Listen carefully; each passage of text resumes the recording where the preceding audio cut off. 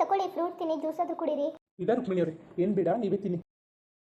ರೀ ಹೇಳಿದ್ರಲ್ಲ ನಿಮ್ಮ ಫ್ಯಾಕ್ಟ್ರಿ ಕರ್ಕೊಂಡು ಹೋಗ್ತೀನಿ ಅಂತ ನಾನು ಕರ್ಕೊಂಡು ಹೋಗಿ, ಯಾವಾಗ ಕರ್ಕೊಂಡು ಹೋಗ್ತೀರಾ?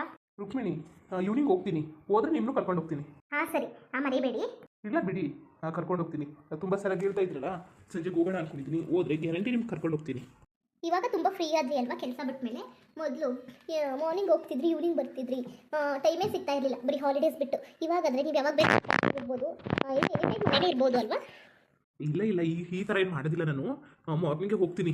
ಅಪ್ಪ ಅವ್ರು ಸ್ವಲ್ಪ ಹುಷಾರಾಗ್ಬಿಟ್ಟು ಅವ್ರನ್ನೂ ನೋಡ್ಕೋಬೇಕಲ್ಲ, ಮೆಡಿಸಿನ್ ಎಲ್ಲ ತಗೋಬೇಕು. ಆಮೇಲೆ 3 ದಿನಕ್ಕೆ ಒಂದ್ಸಲ ಹಾಸ್ಪಿಟಲ್ಗೆ ಕರ್ಕೊಂಡು ಹೋಗ್ಬೇಕಲ್ಲ, ಅದಕ್ಕೋಸ್ಕರ ನಾನು ಮನೇಲಿ ಇವಾಗಿರೋದು. ಇನ್ನು ಎಲ್ಲ ಅಪ್ಪ ಎಲ್ಲ ಕ್ಯೂರ್ ಆದಮೇಲೆ ಅಪ್ಪ ನಾನು ಇಬ್ಬರು ಡೈಲಿ ಹೋಗ್ತೀವಿ. ಹೌದಾ? ಸರಿ ಬಿಡಿ, ಬಂದ್ರಾಯ್ತು. ಹಾಗೆ ನಾನು ಬರ್ತೀನಿ ದಿನ. ಹಾಂ ಸರಿ ಬನ್ನಿ, ಅದಕ್ಕೇನಂತೆ. ಅಲ್ಲ ರೀ, ಮತ್ತೆ ನೀವು ಮಾವ ಇದ್ದಾರಲ್ಲ, ಮಾವನ ಆಪ್ರೇಷನ್ಗೆ ದುಡ್ಡೆಲ್ಲನೂ ಸಾಲ ಮಾಡಿದೆ ಅಂತ ಹೇಳಿದ್ರಲ್ವಾ? ಯಾಕೆ ಅಮೌಂಟ್ ಇರಲಿಲ್ವಾ? ಪ್ರಾಫಿಟ್ ಬರ್ತಿತ್ತಲ್ಲ, ಇದ್ರದ್ದು ಏನಾಯಿತು? ಅದೆಲ್ಲ ಅಪ್ಪ ನೋಡ್ಕೋತಿದ್ದಲ್ವಾ. ಸೊ ಅಪ್ಪ ಹಾಸ್ಪಿಟಲಲ್ಲಿದ್ದರು. ನೀನು ದುಡ್ಡು ಕೊಡಿ ಆಪ್ರೇಷನ್ ಮಾಡಿಸೋದಕ್ಕೆ ಏನಕ್ಕಾಗುತ್ತಾ? ಅದಕ್ಕೆ ಮನೇಲಿ ದುಡ್ಡು ಮತ್ತು ನನ್ನ ಹತ್ರ ಇದ್ದೋ ಸ್ವಲ್ಪ ದುಡ್ಡು ನೀನು ಸಾಲ ಮಾಡಿ ಹಾಕಿದ್ದೀನಿ. ಆಮೇಲೆ ಅಪ್ಪನ ಕೇಳಿದ್ರೆ ಅವರು ಅಪ್ಪ ಎಲ್ಲ ಹುಷಾರಾಗ್ಬಿಡಲಿ, ಆಮೇಲೆ ಸಾಲ ಮಾಡಿದ್ದೀನಲ್ಲ ಅವ್ರಿಗೆಲ್ಲ ವಾಪಸ್ಸು ಸಾಲ ಕೊಟ್ಬಿಡ್ತೀನಿ ಅಷ್ಟೇ. ಅದಕ್ಕೋಸ್ಕರ ಇನ್ನೇನು ಇಲ್ಲ. ಹೌದಾ? ನಾನು ಹಾಗೆ ಅನ್ಕೋತಿದ್ದೆ. ಅಲ್ಲ, ಯಾಕೆ ದುಡ್ಡುಗೋಸ್ಕರ ಅಷ್ಟೊಂದ್ರಿ ಸೂರ್ಯವ್ರು ಪರದಾಡ್ತಾ ಇದ್ರಲ್ಲ, ತುಂಬ ಲಾಭ ಬರ್ತಾಯಿತ್ತು, ಒಳ್ಳೆ ಲಾಭ ಬರ್ತಾಯಿತ್ತು ಇತ್ತೀಚೆಗೆ ಅಂತ ಬೇರೆ ಹೇಳ್ತಾ ಇದ್ರಿ. ಅದು ಬಿಟ್ಬಿಟ್ಟು ದುಡ್ಡು ಯಾಕೆ ಅಷ್ಟೊಂದ್ರಿ ಪರದಾಡ್ತಿದ್ರು ಅಂತ ನಾನು ಯೋಚನೆ ಮಾಡ್ತಿದ್ದೆ. ಹೌದಾ? ಮಾವನ ಹತ್ರ ಅಮೌಂಟ್ ಇದೆಯಾ? ಬ್ಯಾಂಕಲ್ಲಿ ಅಮೌಂಟ್ ಇದೆಯಾ? ಅದ್ರಲ್ಲಿ ಪ್ರತಿ ಮಂತ್ ಬರ್ತಿದ್ದ ಪ್ರಾಫಿಟ್ಟು ಅದನ್ನು ನಾವು ಏನೂ ಕಲ್ತಿಲ್ಲ. ಎಷ್ಟು ಪ್ರಾಫಿಟ್ ಬರುತ್ತೆ ಡೈರೆಕ್ಟ್ ಅದು ಅಪ್ಪನ ಅಕೌಂಟ್ಗೆ ಹೋಗ್ತಾಯಿತ್ತು.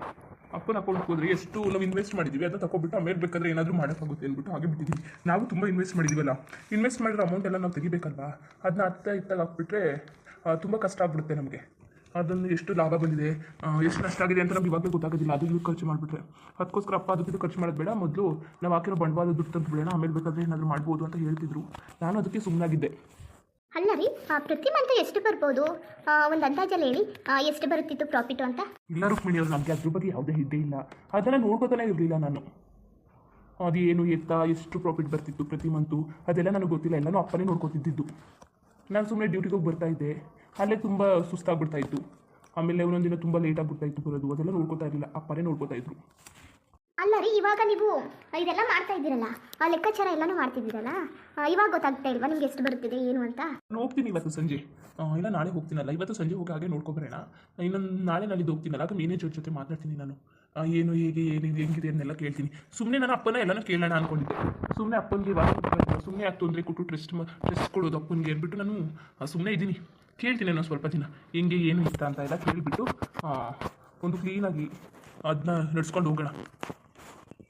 ಮೊದಲೇನಾಗಿತ್ತಂದರೆ ಮನೆ ಬಾಡಿಗೆ ಇಲ್ಲ ನಂದು ಸ್ಯಾಲ್ರಿ ಅಮೌಂಟು ಅದು ಮನೆ ಖರ್ಚಾಗ್ತಾಯಿತ್ತು, ಸಣ್ಣ ಪುಟ್ಟ ಖರ್ಚಾಗ್ತಾಯಿತ್ತು. ಇನ್ನು ಅಪ್ಪ ತರ್ತಿದ್ರಲ್ಲ ಅದು ಸೇವಿಂಗ್ಸ್ ಮಾಡಿಸ್ತಿದ್ವಿ. ಬಟ್ ಇವಾಗ ಹಂಗಾಗೋದಿಲ್ಲ. ನಾವಿವಾಗ ಅಲ್ಲಿ ಬರೋ ಪ್ರಾಫಿಟ್ ನಾವು ಮನೆ ಖರ್ಚಿಗೆಲ್ಲ ತೆಗಿಬೇಕಾಗುತ್ತೆ. ನೋಡೋಣ, ಒಂದು ಸ್ವಲ್ಪ ಸೇವಿಂಗ್ಸಲ್ಲಿ ಕಡಿಮೆ ಸೇವಿಂಗ್ ಮಾಡಬೇಕಾಗುತ್ತೆ ಅನಿಸುತ್ತೆ ನಮ್ಮ ಅಮೌಂಟ್. ಅಲ್ಲ ರೀ, ಅಲ್ಲಿ ಎಷ್ಟು ಜನ ಕೆಲಸ ಮಾಡ್ತಿದ್ದಾರೆ ಇವಾಗ? ಒಂದು 5 ಜನ 10 ಜನ 20 ಜನ ಆ ಥರ ಎಷ್ಟು ಜನ ಕೆಲಸ ಮಾಡ್ತಿದ್ದಾರೆ ಅಲ್ಲಿ? ಸೂರ್ಯವರೇ ಅಲ್ಲ, ಇವ್ರಿಗೂ ಸ್ವಲ್ಪನೂ ಗೊತ್ತೇ ಆಗೋದಿಲ್ವಾ ಜೀವನದಲ್ಲಿ ಹೇಗಿರಬೇಕು ಅಂತ? ಬರೀ ತಿಂತಾಳೆ ಉಣ್ತಾಳೆ, ಸುಮ್ಮನೆ ಮಲ್ಕೋತಾಳೆ. ಒಂದು ಸ್ವಲ್ಪ ಸೇವಿಂಗ್ ಮಾಡೋಣ, ನಮ್ಮದೇ ಅಮೌಂಟ್ ಕಲೆಕ್ಟ್ ಮಾಡೋಣ, ಏನಾದರೂ ಹೆಲ್ಪ್ ಮಾಡೋಣ ಗಂಡನಿಗೆ ಅನ್ನೋದೇ ಇಲ್ವಾ? ಬರೀ ತಿನ್ನೋದು ಮಲ್ಗೋದು. ಅವ್ರು ತಂದಿದ್ರಲ್ಲಿ ಒಂದು ಸ್ವಲ್ಪ ನಾವು ಒಂದು ಸ್ವಲ್ಪ ದುಡಿಯೋಣ ಅನ್ನೋ ಮನಸ್ಥಿತಿನೇ ಇಲ್ಲ ಇವಳಿಗೆ. ಹಿಂಗಿರ್ತಾಳಪ್ಪ ಇವಳು. ಒಂದು ಸ್ವಲ್ಪನಾದರೂ ಕಲ್ತ್ಕೊಳ್ಳೋಣ, ದುಡಿಯೋಣ, ಒಂದು ಸ್ವಲ್ಪ ಗಂಡನಿಗೆ ಹೆಲ್ಪ್ ಮಾಡೋಣ ಅಂತಾಳ? ಇಲ್ಲ, ನಾನಾದರೂ ಹೆಲ್ಪ್ ಮಾಡ್ತೀನಿ, ನನಗೂ ಹೆಲ್ಪ್ ಮಾಡಕ್ಕೆ ಬಿಡ್ತಾಳೆ ಇವಳು. ಏನಾದರೂ ಮಾತಾಡುವಾಗ ಬಂದುಬಿಡ್ತಾಳೆ ಹೆಡ್ ರೀ ಅಂದ್ಕೊಂಡು. ಅದೇನು ಹೆಂಗ್ಸಪ್ಪ ನನಗಂತೂ ಗೊತ್ತಿಲ್ಲ. ಸುಮ್ಮನೆ ಮನೇಲಿ ಹಾಗೆ ಸುಮ್ಮನೆ ಕುತ್ಕೊಳ್ಳೋಕೆ ಮನಸ್ಸು ಬರುತ್ತೇನೋ. ನಾನು ಇವಾಗ ಸುಮ್ಮನೆ ತಿನ್ನಬಾರ್ದು, ಸುಮ್ಮನೆ ಕುತ್ಕೊಂಡು ತಿನ್ನಬಾರ್ದು, ಕಾಲ ಹಾಕೋದಿಲ್ಲ ಅಂದ್ಬಿಟ್ಟು ಮನೇಲಿ ಎಲ್ಲ ಕೆಲಸ ಮಾಡ್ಕೊಡೋದು, ಅತ್ತೆ ಕೆಲಸ ಮಾಡ್ಕೊಡೋದು, ಹಾಗೆಲ್ಲ ಮಾಡ್ತಾ ಇದ್ದೀನಿ. ಇವಳು ನೋಡಿದ್ರೆ ಈ ಥರ ಮಾಡ್ತಿದ್ದಾಳೆ. ಏನು ಕರೆದಿದ್ದು? ಸೂರ್ಯವರೇ, ನಾನು ಏನೋ ಮಾತಾಡಬೇಕಾಯ್ತು ನಿಮ್ಮ ಜೊತೆ, ಅದಕ್ಕೆ ಬಂದೆ. ಏನು ಮಾತಾಡಬೇಕಿತ್ತು? ಏನು ಇಂಪಾರ್ಟೆಂಟ್ ವಿಷಯನಾ? ಸೂರ್ಯವರೇ, ಹಂಗೇನೂ ಇಲ್ಲ, ಆದರೂ ಮಾತಾಡಬೇಕಾಯ್ತು. ಅಲ್ಲ ನಂದಿನಿ, ನೀನು ಈ ಥರ ಮಾತಾಡ್ತಿದ್ದೀಯ? ಇಂಪಾರ್ಟೆಂಟ್ ಅಂದ್ರೆ ಇಲ್ಲ ಅಂತೀಯ, ಹಂಗಿರೋ ಮಾತಾಡಬೇಕು ಅಂತೀಯ? ಅಲ್ಲ ನೀನೇನಕ್ಕೆ ಕರ್ತಿದ್ದಿ? ಸುಮ್ಮನೆ ಕೂತ್ಕೋ. ಏನೋ ಮಾತಾಡಕ್ಕೆ ಬಂದಿನಿ ತಾನೆ, ಅದು ಯಾಕೆ ಗಾಡಿ? ಇಲ್ಲ ಏನಾದ್ರು ಮಾತಾಡ್ಬೇಕಾಯ್ತಾ ನೀನು? ಸರಿ, ನಾ ಕೂತ್ಕೊತೀನಿ, ಏನೋ ಮಾತಾಡು, ಆಮೇಲೆ ಬೇಕಾದ್ರೆ ಮಾತಾಡ್ತೀನಿ. ಹಾಗೇನಿಲ್ಲ, ನೀನೇ ಮಾತಾಡು. ಬನ್ನಿ ನಂದಿನಿ ಅವರೇ, ಫ್ರೂಟ್ ತಿನ್ನಿ ಬನ್ನಿ. ಸೂರ್ಯವರೇ, ಬೇಡಿನ ಹಣ್ಣು ಈಗ ಹೌಡನ್ನು ತಿಂತಾಳೆ ಹಣ್ಣು. ನಂದಿನಿಗೆ ಹಣ್ಣೆಲ್ಲ ಇಷ್ಟ ಇಲ್ಲ ಅಲ್ವೇ ನಂದಿನಿ? ನಿನಗೇನಾದರೂ ಗೋಬಿ ಪಾನಿಪುರಿ ಅದು ಇದು ಮಾತ್ರ ಇಷ್ಟ. ಅದೇ ರುಕ್ಮಿಣಿ, ನೀನು ಯಾವಾಗ ನೋಡ್ರು ಹಣ್ಣು ಜ್ಯೂಸು ಅದರಲ್ಲೇ ಕಾಲಕಳಿ. ಅದೇ ಸನ್ಯಾಸಿಗಳಿರ್ತಾರಲ್ಲ, ಹಸಿ ತರಕಾರಿ ಹಣ್ಣು ಜ್ಯೂಸು ತಿನ್ಕೊಂಡು ನಾವು ಮನ್ಸರು ಕಣಪ್ಪ. ಅದಕ್ಕೆ ಆಮೇಲೆ ನಾವು ಸನ್ಯಾಸರಲ್ಲ ಕಣಪ್ಪ, ಅದಕ್ಕೆ ಅದು ಇದು ತಿನ್ಕೊಂಡು ನಾವು ಕಾಲ ಕಳಿತೀವಿ. ಏನೇನು ಅಚ್ಚುಕಟ್ಟಾಗಿ ಸೊಪ್ಪು, ಆಮೇಲೆ ಹಸಿ ತರಕಾರಿ, ಜ್ಯೂಸು, ಹಣ್ಣು, ಹಾಲು ಗೀಲು ಅದನ್ನೇ ಕುಡ್ಕೊಂಡು ಕಾಲ ಕಳಿ ಆಯಿತಾ? ಯಾವ ಥರ ಅಂತಾಳೆ ನನ್ನ ಸನ್ಯಾಸಿ ಅಂತಾಳಲ್ಲ ಇವಳು. ಏನಾದರೂ ಮಾಡ್ಕೊಳ್ಳಿ ಇವ್ರ ಜೊತೆ ನಾನು ಯಾಕೆ ಮಾತಾಡಲಿ. ಸೂರ್ಯವರೇ ಅಣ್ಣನ ಪಾಪ ನೋಡೋಕ್ಕೆ ಹೋಗ್ನಿರ್ಬಲ್ಲ, ಯಾವಾಗ ಹೋಗೋದು? ನನಗಂತೂ ಮಗ ನೋಡೋಕೆ ಭಾರಿ ಆಸೆ ಆಗ್ಬಿಟ್ಟದೆ. ಬನ್ನಿ ಹೋಗಿದ್ದು ಬರೋಕ್ಕಾಯ್ತದೆ ಯಾವತ್ತಾರುವೆ. ಯಾವಾಗ ಫ್ರೀ ಆದಿರಿ ಹೇಳಿ, ಅವಾಗ ಹೋಗಿದ್ದು ಬರೋಕ್ಕಾಯ್ತದೆ ಮಗ ನೋಡೋಕ್ಕೆ. ಓ, ವಿಷ ಹಾಕಿದ್ದಲ್ಲ ಮಗು ಸತ್ತೋಗ್ಲಿ ಅಂತ. ಹಾಂ, ಮಗು ನೋಡೋಕೆ ಹೋಗ್ತಿರೋದಾ? ಸರಿಯೇ ಇದ್ದಾಳೆ.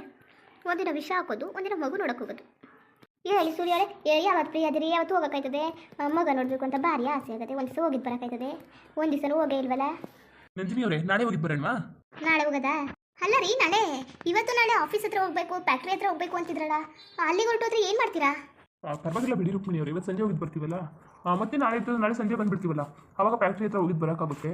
ಮಗುನೂ ನೋಡಿಲ್ಲ ಹಂಗಂತ ಅಲ್ವಾ, ಮಗುನೂ ನೋಡೋಕೆ ಹೋಗ್ಬೇಕಿತ್ತು. ಹೋಗಿದ್ದು ಬರೋಣ. ಪಾರ್ವತಿ ಅವರು ತುಂಬ ದಿನದಿಂದ ಕಾಲ್ ಮಾಡಿ ಕರೀತಾ ಇದ್ರು ಬನ್ನಿ ಅಣ್ಣ ಅಂತ, ಅಲ್ಲಿಗೂ ಹೋಗಿಲ್ಲ. ಬಿಡಿ ನಂದಿನಿ ಅವರೇ, ಹೋಗಿದ್ದು ಬರೋಣ. ರುಕ್ಮಿಣಿ ಬರಂಗಿದ್ರೆ ಬಾ, ನೀನುವೇ 3 ಜನ ಹೋಗಿದ್ದು ಬರೋಕ್ಕಾಯ್ತದೆ. ಹಾಂ ಬನ್ನಿ ರುಕ್ಮಿಣಿ ಅವರೇ, ಹೋಗಿದ್ದು ಬರೋಣ. ಇಲ್ಲ ನಾನು ಬರೋದಿಲ್ಲ, ನೀವಿಬ್ಬರೇ ಹೋಗಿದ್ದು ಬನ್ನಿ.